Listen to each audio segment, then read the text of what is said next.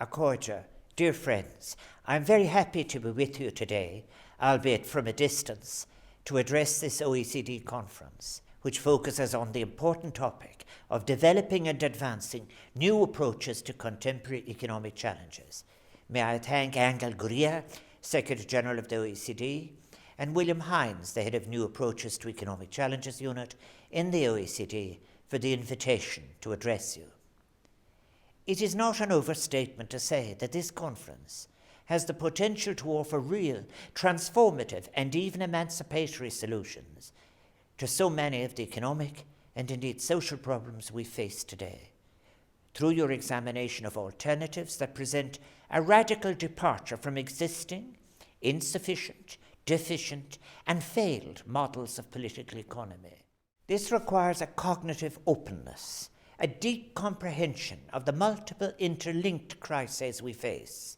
And in particular, it requires us to grasp the idea that the ecological crisis in which we now find ourselves, an existential crisis, interacts and is currently interacting with a range of other crises, including those of an economic, social, democratic, and indeed cultural nature.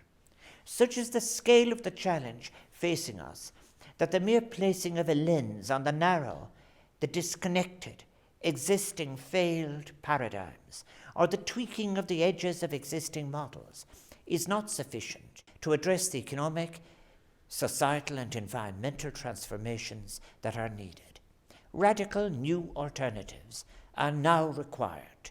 Thankfully, and in contrast to some previous periods of systemic transformation, we now have enlightened, theoretically and empirically robust scholarly material from which we can develop our new systemic approaches to provide the resilience that is now needed. This is good, new, morally engaged work that has the capacity to offer an alternative model of economy, one that is compatible with planetary constraints and is socially just. COVID-19 has magnified the shortcomings of our failed paradigm of economy with all its imbalances, inequities, and injustices. The pandemic has demonstrated a renewed demand from the citizenries of the OECD, indeed the citizens of the globe, for a new economic order. This is evident through the response to COVID-19, the burden of which fell to the state and proved, if proof were ever required, that the state has the ability to play a leading transformative role in crisis management and response, that the public sector has the capacity and expertise to deliver quality universal services to its citizens and to do so effectively and fairly, that government can act decisively when the will is there. Yet the crisis has also shown us how so many of our citizens and their families are only ever one wage payment away from hardship, how the self-employed or workers in the so-called gig economy lack security and are often impeded from access to basic employment rights, how private tenants in under-regulated housing markets are at the mercy of their landlords, how many designated key workers, those providing essential services, are shamefully undervalued and underpaid. I believe the OECD's advisory group on a new growth narrative is correct in its core assertion that we must now look beyond growth as a core metric of economic success. The fixation of some economists on exponential and unsustainable growth in gross domestic product is now seen for what it is, an overly narrow, near obsessive preoccupation with the ensuring that the determinants of economic growth, consumption, investment, government expenditure, and the balance of trade are all calibrated so that economic growth is maximized at whatever cost to social cohesion and without any due regard to inequality or adverse ecological impacts. The consequences of such assumptions being accepted uncritically are now with us and are well known. But it is not just new critical thinking in political economy that is required. The confluence of crises we now face necessitates us to consider profound institutional innovations in order to further human development and ensure sustainability. For example, Recent research by University College Cork correctly argues that many of the fundamental social institutions upon which societies have relied for decades for stability and direction, politics, economics, technology, religion, and higher education, are all currently failing. Therefore, reimagining these social institutions in ways that will allow them to fulfill their basic ethical and effectiveness functions is essential if challenges ranging from climate change to biodiversity loss, democratic crises, the loss of social cohesion, and the rise of inequality are to be addressed meaningfully and comprehensively. These challenges would be considerable in any circumstances. However, coming as they do, as the world is enveloped in a public health pandemic, the likes of which we have not been seen for a century, and following a period in which most OECD economies have performed substantially less well than in the past, following the 2008 financial crisis, it all underscores the scale and magnitude of our challenge. Of course, we know only too well that the financial crisis of just over a decade ago exposed serious flaws, not just in financial regulation, but in the credit-based form of growth which preceded it and provoked the crisis, the effects of which are continuing to play out. For most OECD countries, the recovery after the recession was among the slowest on record. Fragile economic growth had been restored in the last few years, dependent on ultra-low interest rates and hugely expanded central bank balance sheets. But the world is now headed for a deep and possibly protracted recession owing to COVID-19, with the worst impacts likely to be felt by the poorest and most vulnerable. As Thomas Piketty, whom I'm delighted to hear is giving a keynote address at the conference, has shown so comprehensively, inequalities have risen in most countries over recent decades, particularly between the incomes of the top 1% of the population and those of the rest of society. Wealth inequality in particular has grown, in large part due to the appreciation in the value of assets, itself a cause of financial volatility. In many countries, most acutely in Southern Europe, unemployment remains high, particularly for young people. Most developed economies have seen an increase in underemployment and insecure and precarious work of different kinds, from self-employment and part-time work to very short-term contracts. It is perhaps not surprising, but depressing nonetheless, to note that according to most analyses, global poverty rates are increasing significantly as a direct result of the COVID-19 pandemic and as the global economy falls into recession. The ongoing crisis will likely erase most of the limited progress made recently in the area of poverty and hunger reduction. The World Bank estimates that 40 million to 60 million people will fall into extreme poverty. That is to say, as measured by the metric of under $1.90 a day in 2020 compared to 2019, as a direct result of COVID-19, depending on assumptions on the magnitude of the economic shock. The global extreme poverty rate could rise by 0.3 to 0.7 percentage points to around 9% in 2020. Furthermore, the percentage of people living on less than $5.50 a day could rise by 0.4 to 1.9 percentage points to 42% or higher, an increase of around 70 million to 180 million people. Access to schools, healthcare, electricity, safe water, and other critical services remains elusive for many people globally, often determined by socioeconomic status, gender, ethnicity, and geography. For those who have been able to move out of poverty, progress is often temporary. The cyclical nature of escape and re-entry to poverty, under-examined in the literature, if I may say, reflects the gap between a narrow economics and a social science evidence on the life cycle. Economic shocks, food insecurity, conflict and climate change threaten to rob citizens again and again of their temporary hard-won gains and force them back into poverty. With these negative trends, which damage social cohesion and erode trust, it is hardly surprising that we now have a democratic crisis that is born as a social consequence of such pernicious development, with many directly experiencing the consequences which followed from the financial crisis of 2008-9, ongoing erosion of labour rights and accompanying global pressures, alongside other more directly political causes. Popular discontent with politicians and the political system has risen in many countries. Trust in established institutions, in experts and in governments generally, has declined. Politicians, the commentariat, and most importantly, citizens are correctly challenging the status quo model of political economy, a model that has been with us for 4 decades now. As the OECD Beyond Growth report of the Secretary-General's Advisory Group noted, societies which once experienced high levels of social cohesion are now more fragmented, prone to cultural as well as economic divisions.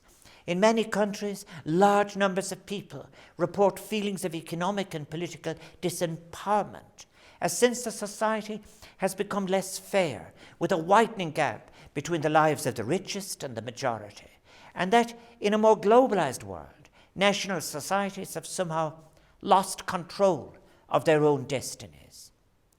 We are witnessing, therefore, a destructive trend in lost social cohesion. For example, in the European Union and its manifestation on the European streets, but now extended to every continent, the adjustment of the basic needs of the people, not only the poorest any longer, to the metrics of a global financialized economy. In many countries, there is a widespread sense of social and economic conflict and crisis. It is clear that a direct consequence is the rise of populist parties of various kinds gaining ground across Europe and elsewhere, with some entering government and promoting fear, division, and using a public rhetoric that facilitates hatred. Accepting that there never was evidence of the market's capacity to address such challenges, we must acknowledge that there have been multiple government-led policy failures. Current labour market policies have not been able to sustain demand for lower-skilled jobs in the face of ongoing automation and globalization developments. Neither have they managed to counter the growing divide between those in secure jobs and the growing number forced into precarious ones in the so-called gig economy. Furthermore, redistributive welfare policies have seen their effectiveness reduced in many countries, in some cases because of a shift away from universalist approaches towards targeted approaches. In other examples, because of the use of activist measures that had adverse, unintended consequences. Such redistributive policies are no longer sufficient to offset rising income and wealth inequalities. Environmental policy, too, has failed to prevent catastrophic risk, and the limits of fiscal and other economic instruments in tackling climate change and environmental degradation have been shown all too clearly as we stand on the edge of an ecological precipice. Thus, we have reached a point of multiple crises: democratic, economic, social, and ecological, interacting with each other, that demand radical new beginnings. Years of eroding welfare states in many societies have had to give way under pressure from the pandemic crisis to significant welfare actions as emergency measures. These reflect the impact of decades of unfettered neoliberalism have had on whole sectors of society and economy, left without protection as to basic necessities of life, security, and the ability to participate.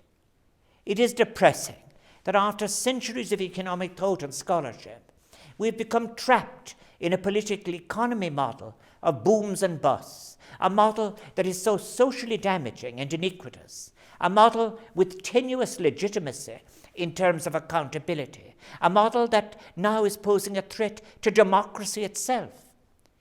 Within the public discourse itself, with significant and admirable exceptions, there is an absence of critical public engagement within a media structure whose ownership and control is hostile to such, or which is obsessed with dredging in the sea of social media.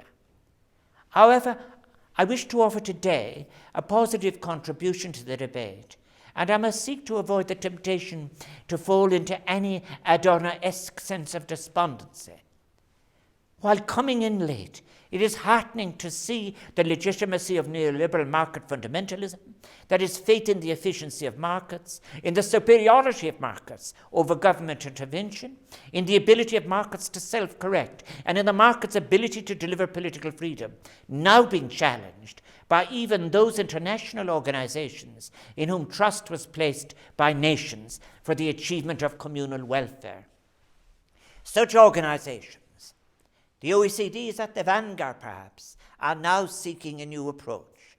As I said earlier, there is now a widespread recovered recognition not only of the state's positive role in managing such crises, but of how it can play a decisive, transformative role in our lives for the better.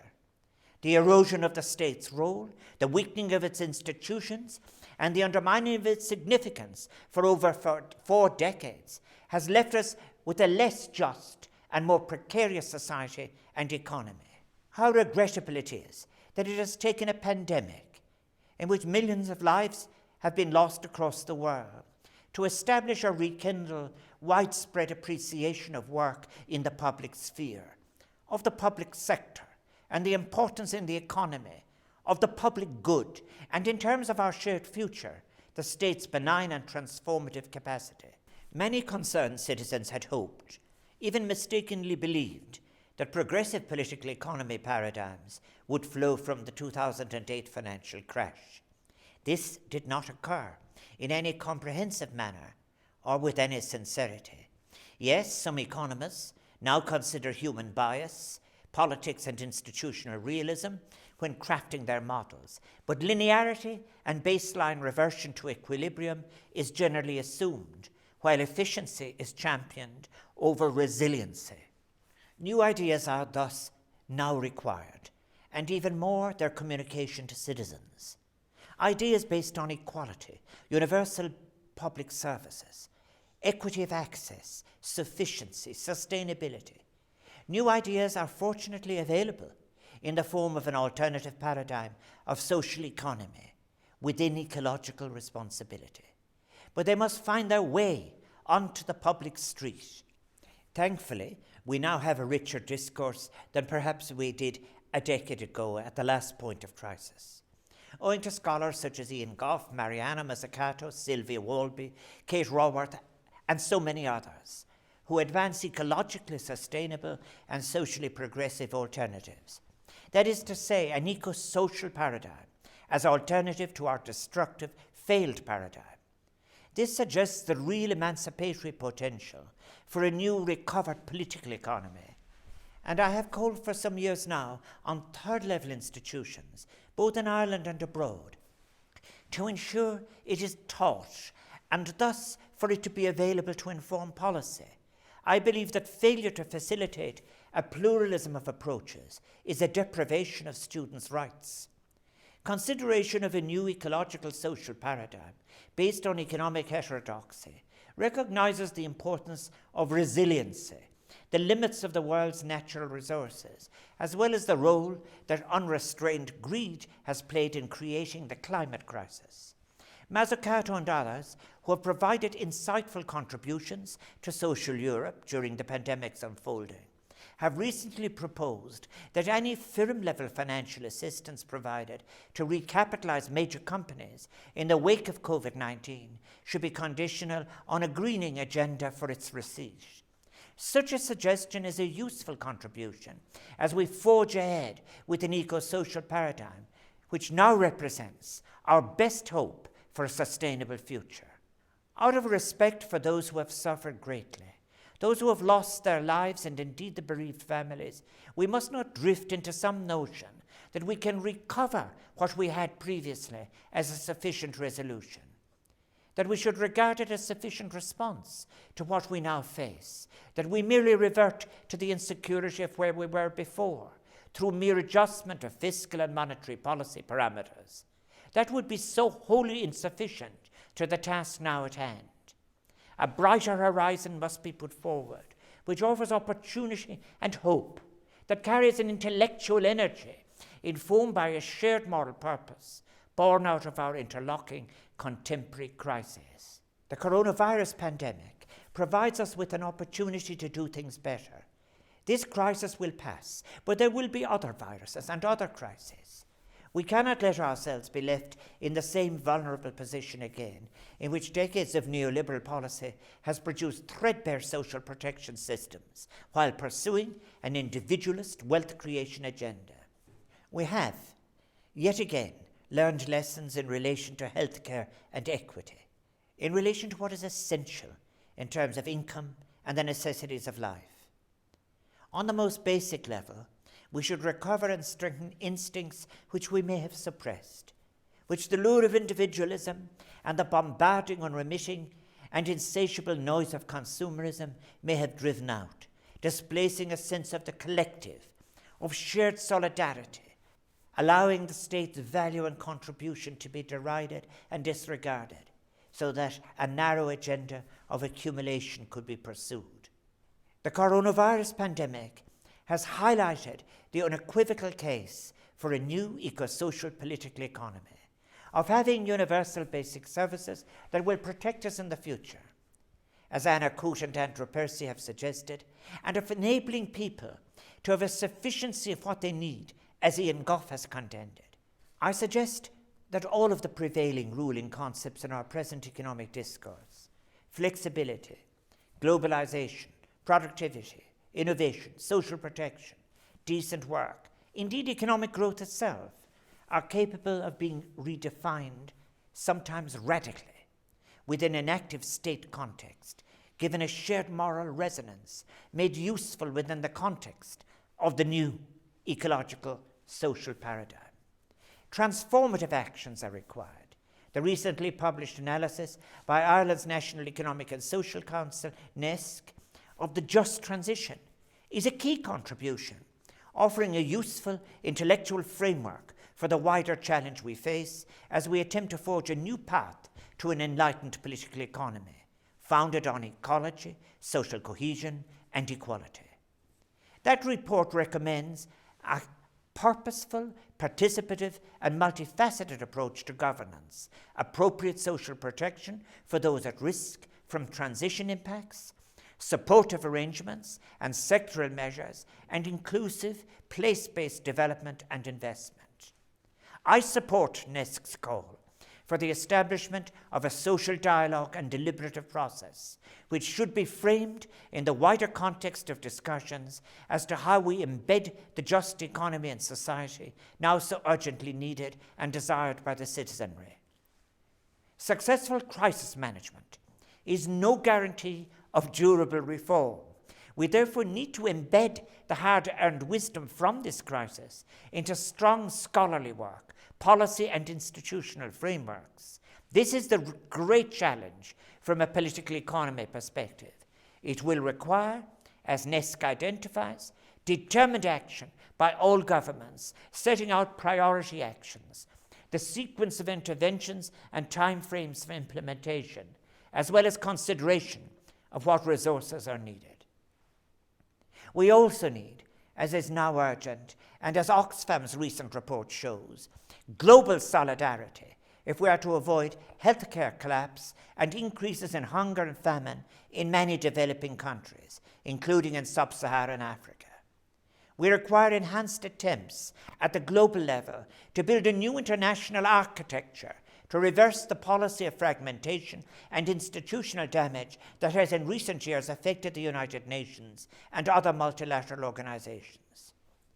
Understandably, much current economic commentary focuses on the cost of the pandemic, but we must also reflect on the systemic weaknesses it has exposed in how we organize our society and economy.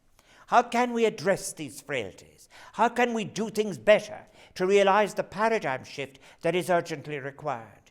Our challenge is therefore to draw on the lessons of solidarity and ingenuity as COVID-19 confronts 21st century society and its world economy with a new kind of emergency hazard.